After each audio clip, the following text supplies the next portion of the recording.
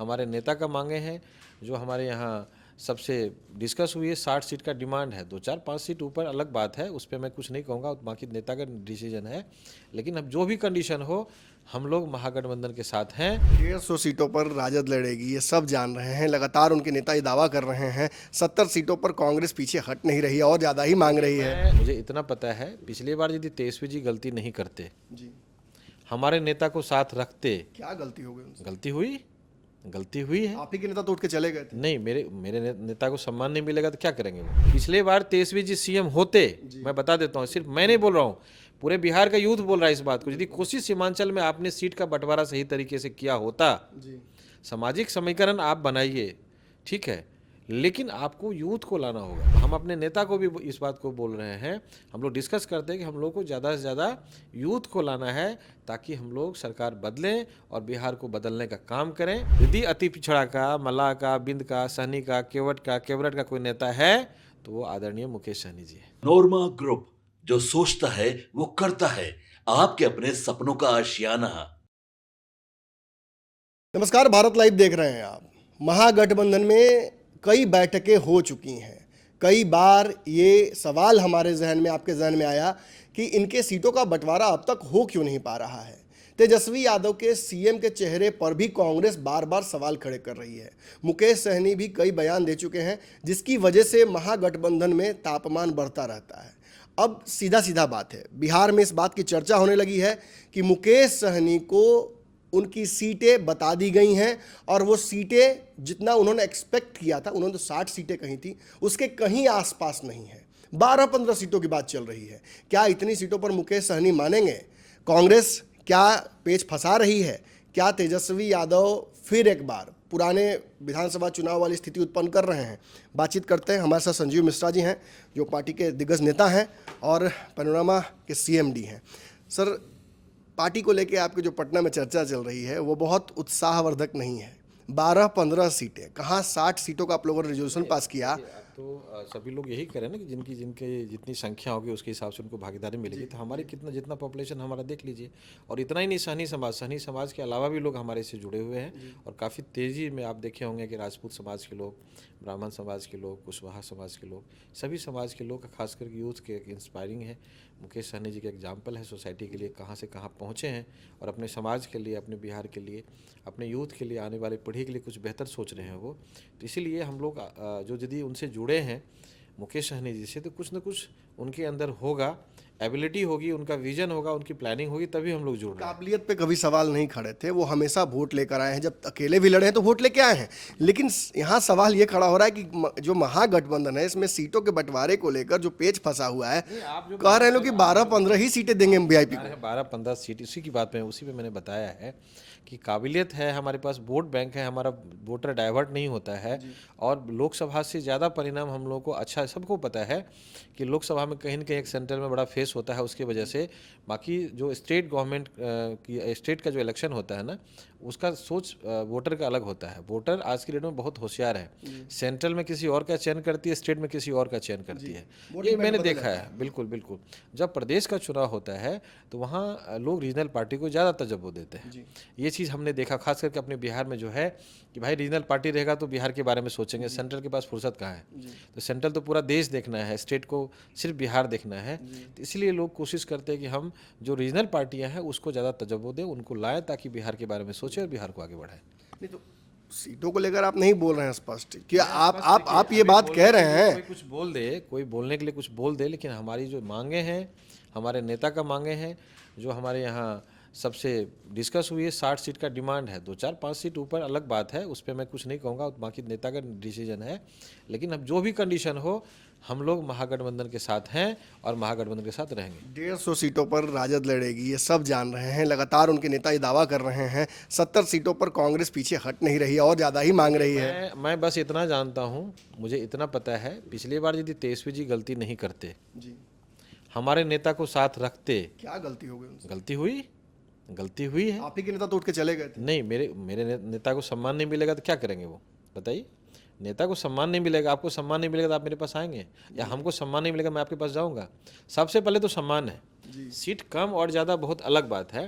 पिछले साल आप ये बताइए सिर्फ कितना वोट से रह गए थे पीछे? फिर धमकी दे रहे हैं तेजस्वी यादव को, तेजस्वी याद दिला रहे हैं वो पुरानी बात। धमकी नहीं दे रहा सम्मान नहीं दीजिएगा तो ऐसे ही करेंगे। मैं सच्चाई बता रहा हूँ, ये सच्चाई है। पिछले बार तेजस्वी जी सीएम होते, मैं बता देता हूँ, सिर्फ मैं नहीं बोल रहा हूँ, पूरे बिहार का यूथ बोल रहा है इस बात को। यदि कोसी सीमांचल में आपने सीट का बंटवारा सही तरीके से किया होता, सामाजिक समीकरण आप बनाइए, ठीक है, लेकिन आपको यूथ को लाना होगा, तभी सत्ता परिवर्तन होगा, तभी सरकार बनेगी, तभी हम बिहार को बदल पाएंगे। जब तक यूथ नहीं आएंगे, महिलाएं नहीं आएंगी, तब तक सत्ता परिवर्तन नहीं हो सकता है। तो हम अपने नेता को भी इस बात को बोल रहे हैं, हम लोग डिस्कस करते हैं कि हम लोग को ज़्यादा से ज़्यादा यूथ को लाना है, ताकि हम लोग सरकार बदलें और बिहार को बदलने का काम करें। और ऐसे लोग पार्टी में अभी सरकार चला रहे हैं जिनके पास कोई विजन नहीं, कोई प्लानिंग नहीं है, कोई सोच नहीं है, बिहार के डेवलपमेंट से कोई मतलब नहीं है, कुर्सी बचाने के चक्कर में सभी लोग लगे हुए हैं कि भाई हमारा कुर्सी कैसे बचेगा, हम सरकार में कैसे बने रहें, उस पर ज़्यादा दिमाग लगा रहे हैं, ना कि डेवलपमेंट में दिमाग लगा रहे हैं। मुस्लिम यादव मल्लाह, ये नया समीकरण आप लोग छोड़ दिए आप, ब्राह्मण छोड़ दिए, ब्राह्मण छोड़ भी दिए, जोड़ना पड़ेगा। बिल्कुल। और स्थानीय का बहुत बड़ा ब्राह्मण मुद्दा तो है। भाजपा को वोट देखिए हमको 6 वोट मिलेगा, देख लीजिए, मैं गिना देता हूँ। जी यदि हम वहाँ से चुनाव लड़ते हैं, हम मतलब हमारी पार्टी से है, तो यादव, मुसलमान, ब्राह्मण, सहनी, एंटी विधायक वोट बहुत ज़्यादा है, एंटी इनकम्बेंसी वाला बहुत ज़्यादा तादाद में है। और सबसे बड़ा मुद्दा जो वहाँ स्थानीय का मुद्दा है, ये 6 वोट मिलेगा, और 6 वोट मिलेगा तो ये बहुत ज़्यादा जो गैप है वो गैप। अब आपकी बात को मैं काट देता हूँ। आप जिस क्षेत्र से चुनाव लड़ने के इच्छुक हैं, छातापुर से, ब्राह्मण किसको वोट करता है आज तक? नहीं करता था, अब तक करता, 3 बार से नीरज बाबू जीत रहे हैं ब्राह्मणों के वोट से। नहीं ब्राह्मण इस बार तो बन बना लिया, आप जाके सर्वे कीजिए। ब्राह्मण को एक ही कहना है कि भैया सब जात के लिए मरता है तो हम जात के लिए क्यों नहीं मरेंगे। हालांकि मैं इन सब चीज़ों में बिलीफ नहीं करता, मैं सब समाज का सम्मान करता हूँ, सभी धर्म का सम्मान करता हूँ, सभी के लेके चलता हूँ, मेरी एक आदत सही रही है। लेकिन वहाँ ब्राह्मण सहनी कह रहे हैं कि भाई मेरा नेता डिप्टी सीएम बनेंगे, मेरे नेता बड़े होंगे, तो हमको तो वोट देना मेरी मजबूरी है। सब जात के लिए मरता है। ब्राह्मण भी इस बार मन बना लिए भाई हम संजीव मिश्रा के साथ। ब्राह्मण अब काट भी लीजिएगा संजीव जी, तो कैसे जीतिएगा चुनाव वहाँ? बाकी तो लोग वोट करेंगे ना उनको। नहीं क्यों करेंगे भाई, यादव पता है आपको 41,000 यादव है जी, 82,000 मुसलमान हैं, 26,000 सहनी हैं, 38,000 ब्राह्मण हैं। बाकी जो हमारे गांव के आसपास के लोग हैं उस विधानसभा का, सभी लोग चाहते हैं कि इस बार हम लोगों को परिवर्तन करना है। सिर्फ अंडा और झंडा से काम नहीं चलेगा, अंडा फेंक देने से, झंडा फेंक देने से चुनाव लड़ रहे हैं आप 4 टर्म से 5 टर्म से, इस बार वो सब कुछ भी जादू चलने वाला नहीं है। आपने तो अभी भी कोशिश किया, अभी भी आपने कोशिश किया मंदिर में कुछ करवाने का, लेकिन पब्लिक जानी नहीं, हिंदू ने किसी ने उस चीज़ को कमेंट किया ना, उसको नोटिस किया ना, मुसलमान समाज के हमारे भाई ने किसी ने नोटिस किया, मतलब नोटिस किया ही नहीं। आप खूब मीडियाबाजी किए, ये हो गया वो हो गया, मंदिर हो गया, मस्जिद हो गया, लेकिन कोई फर्क पड़ने वाला नहीं। पटना में राजपूतों का जुटान नहीं देखा था, बीच में बैठे हुए थे आपके विधायक साहब। देखिए वो ठीक है, आप कीजिए, सभी समाज के लोग करते हैं, लेकिन आप जो छातापुर की बात करूँगा ना, मैं राजपूत समाज में मेरा कोई टिक्का टिप्पणी, मैं पहले बोला सभी समाज का मैं सम्मान करता हूँ, सभी धर्म के लोगों का मैं सम्मान करता हूँ, मैं उस पर नहीं जाऊँगा। लेकिन मैं अभी जो बात कर रहा हूँ छातापुर के मुद्दा पे बात कर रहा हूँ। आप छातापुर मेरे साथ चलिए, वहाँ के किसी भी समुदाय में बात कर लीजिए, किसी भी पार्टी के नेता से बात कर लीजिए, जिस पार्टी से विधायक बनते हैं उसके नेता से आप बात कर लीजिए, चाहे वो पंचायत अध्यक्ष हो, मंडल अध्यक्ष हो, कुछ लोगों को छोड़ करके आदमी तो 10-5 ठो इन्फ्लुएंस में रखते ही हैं, जिनसे मान लीजिए व्यक्तिगत जिसको फायदा है वो तो करेंगे मंत्री भी हैं, ठीक है, व्यक्तिगत फायदा हो तो करेंगे। अदरवाइज आप आम आवाम से जाके पूछ लीजिए, इवन के कैडर के जो लोग हैं बिल्कुल नाखुश है कि भैया इस बार तो नहीं चलेगा, इस बार तो मैं चेंज करूंगा।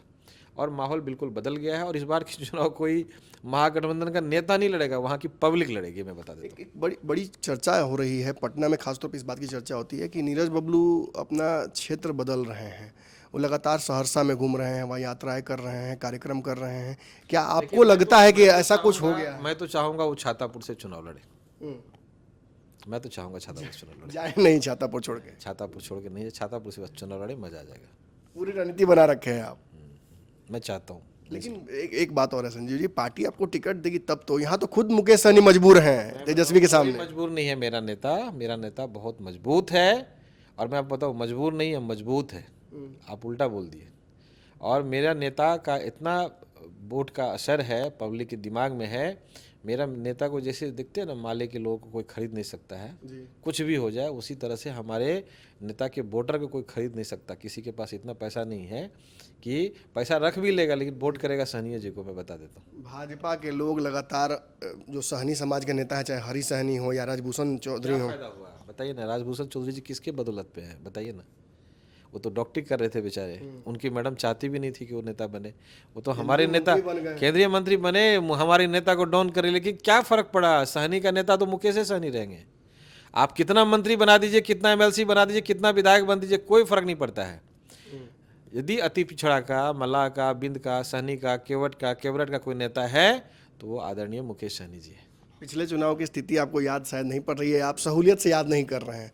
सारे विधायक आपके भाग गए थे, मुकेश सहनी जी अकेले हो गए थे, तब से अकेले ही हैं। वो हमारे नेता की गलती थी, जल्दी किसी पे विश्वास कर लिए थे। वो सारा कैंडिडेट बीजेपी का था। तो ये तो जानते हुए उन्होंने गलती की थी ना। गलती हुई है तो पॉलिटिक्स में धीरे धीरे लोग सीखते हैं ना। तेजस्वी जी का कैंडिडेट उतार दीजिएगा। जितना कैंडिडेट भागा है उसकी स्थिति तो, उसका तो भविष्य खराब है, भविष्य बिल्कुल खराब है। बने हुए हैं लोग, आप बोल रहे हैं नहीं, मंत्री बने हुए हैं, देख लीजिएगा ना कितना दिन बीजेपी मंत्री बना के रखते हैं, यूज करते हैं उसको। तो खैर उन सब मुद्दों पे हमको नहीं जाना है। हमको तो छातापुर का भी चिंतन करना है कि छातापुर में हमारा कैसे परिवर्तन हो, हम छातापुर को कैसे आगे बढ़ाएं, हमारा गांव कैसे आगे बढ़े, उसके लिए हम लोग चिंतन छातापुर कहेंगे। लेकिन देखिए, कुछ सवाल का जवाब तो आपको देना पड़ेगा। देखिए, आप टॉप ब्रास लीडर हैं इस पार्टी के, आप थिंक टैंकर में हैं, जो फैसले लिए जाते हैं उसमें आप बैठते हैं। इतना तो कम से कम दर्शकों को बताइए कि आपकी पार्टी डिजास्टर प्लान क्या बनाई हुई है, क्योंकि कांग्रेस पीछे नहीं हट रही है, सीटें उतनी बच नहीं रही जितनी सीटें आप मांग रहे हैं। एक बात समझने की जरूरत है, जितने भी पार्टियां हैं सभी लोग चाहती है कि हमको ज़्यादा से ज़्यादा सीट मिले, ज़्यादा से ज़्यादा जगह पे हम लोग लड़ें ताकि हमारा ज़्यादा विधायक बने, तो हम सरकार में मजबूती के साथ रहेंगे। होगा ना आपका, कितना से कम नहीं लेंगे? नहीं, वो तो देखिए नेता निर्णय लेंगे, इसमें निर्णय लेने वाला मैं नहीं बोले। हमने 60 सीट का डिमांड किया है कि हमको 60 सीट चाहिए, लेकिन यदि सरकार हमको बनानी है तो कुछ चीज़ों को सेक्रीफाइस भी करने की ज़रूरत है। उसको सेक्रीफाइस करना होगा। कितना सीट पे चुनाव लड़ेंगे ये बहुत मैटर नहीं करता है। हमारे पास कितना कैंडिडेट है, कितना सीट निकालेंगे, इस पे हम लोगों को सोचने की ज़रूरत है। मैं अपने पार्टी के लिए भी बोल रहा हूँ कि आप कितना सिंबल ले रहे हैं ये बहुत मैटर नहीं। आपके पास कितना लिस्ट है, कौन कौन सी विधानसभा, यदि मेरा डिसीजन होता है तो मैं तो यही बोलता हूँ कि आपके पास ठीक है, हमको लिस्ट लाइए। आपके पास कितना विधायक है, कहाँ से लड़िएगा, कैंडिडेट कौन कौन है बताइए, उसका मैं सर्वे कराता। यदि सर्वे में पाया जाता तो सिंबल देते। सरकार बनाना है, मकसद क्या है सबका, सरकार बनाना है। किसी का 2 विधायक कम होगा, 2 बेसी हो जाएगा, उससे कोई फर्क नहीं पड़ता है। एक खबर और आई है कि मुकेश सहनी जी को, चूंकि उन पर बहुत विश्वास तेजस्वी यादव नहीं करते हैं पिछले बार के एक्सपीरियंस की वजह से, तो कई सीटों जो मुकेश सहनी मांग रहे हैं, जहां मलाह बहुल क्षेत्र हैं, वहां पर तेजस्वी खुद चुनाव लड़ेंगे या कैंडिडेट उनको उतारेंगे, ये कह रहे हैं लोग। देखिए, कहने के लिए तो कोई अब स्वतंत्र है, लोकतंत्र है भाई, कोई जैसे भाजपा ने हरी सहनी को खड़ा किया वैसे वो भी खड़ा करेंगे कई लोगों को। मैं बता देता हूँ, ठीक है, एकदम ठीक बात है, लेकिन ये सब बिल्कुल मिथ्या है। दोनों का आपस में बहुत अच्छा तालमेल है। लगभग सीट पे चर्चा भी हो गई है, कहाँ से चुनाव हम लोग लड़ेंगे। उनका लिस्ट भी एक दे दिया गया है कि हम लोग इसी जगह से चुनाव लड़ने जा रहे हैं। बड़ा खुलासा कर रहे हैं आप, लिस्ट दे दिया गया है? बिल्कुल बता दिया गया है, सभी मांगा गया है। उस दिन जो हम लोग का मीटिंग हुआ था, मतलब बैठकें फ्रूटफुल है। बिल्कुल बिल्कुल, जो बैठकें हुई थी उसमें सबसे लिस्ट मांगा गया, बजाबते चर्चाएं हुई है, कहाँ से आप चुनाव लड़ रहे हैं, कहाँ से लड़ रहे हैं, ताकि हम लोग अपने तरह तैयारी करें। आपके सपनों को हमने सजाया है, ई होम्स पैनोरामा को हमने बनाया है। ई होम्स मेरा एक सपना था जिसपे मैं पिछले 4 साल से काम कर रहा था। हमने जो बनाया है वो सबने है माना। ई होम्स पैनोरामा में हो आपका भी आशियाना। और फाइनली हमने 2021 में इस प्रोजेक्ट को लॉन्च किया। बहुत लोग अप्रिशिएट कर रहे हैं कि पूर्णिया जैसे शहर में, बिहार के, एक तो बिहार की बात करें उसमें भी पूर्णिया जैसे छोटे जगह में इस तरह का लाइफस्टाइल देना, ये सुन के हम लोगों को बहुत अच्छा लगता है। ई होम्स में हमने कुछ और भी किया है, जैसे हम जिस जगह में रह रहे हैं हमारे फैमिली सिक्योर हो, उनको सिक्योरिटी का ध्यान में रखा है। आपकी सुविधा और सुरक्षा आपके लिए खास है, ये आपका विश्वास है। इसमें आर्टिफिशियल इंटेलिजेंस का 7 लेयर सिक्योरिटी का हमने इस्तेमाल किया है। लस ग्रीन कैंपस को बनाया है। यदि हमारा बाउंड्री वाल है तो वो वर्टिकल गार्डन है। ये जितनी भी फैसिलिटी होता है एक इंटरनेशनल टाउनशिप में, ई होम्स है, ये हम लोग विश्वास नहीं कर पा रहे हैं। जो भी हमारे मित्र दोस्त या जो भी हमारे बाहर के बाहर आते हैं, तो हम लोगों को बहुत अच्छा सुनने को मिलता है और बहुत अच्छा क्रेडिट मिल रहा है। वो सारा हमने सिर्फ एक बिल्डिंग नहीं बनाया, हमें एक बहुत अच्छा लाइफस्टाइल दिया ई होम्स में। और मेरा एक सपना था जिसको मैं आज फुलफिल होते हुए देख पा रहा हूँ। ये आपका आवास है। ई होम्स पैनोरमा में अब आपका निवास है। ई homes panorama, luxurious lifestyle redefined. Panorama group, जो सोचता है वो करता है। अगर ये वीडियो पसंद आई और वह बिहार के राजनीति और बिहारियत से सरोकार रखेनी तो सब्सक्राइब बटन दबा के चैनल के सब्सक्राइब कर ली। ओजे एगो घंटी बा, ओकरा बटन दबा देला से कुल सटीक और मारक खबर रुआ मुफ्त में मिल जाई। अगर रुआ पत्रकारिता के हमनी के नया प्रयोग में सहयोग कर चाहतानी तो ज्वाइन बटन दबा दी। पेटीएम नंबर नोट कर ली 93868167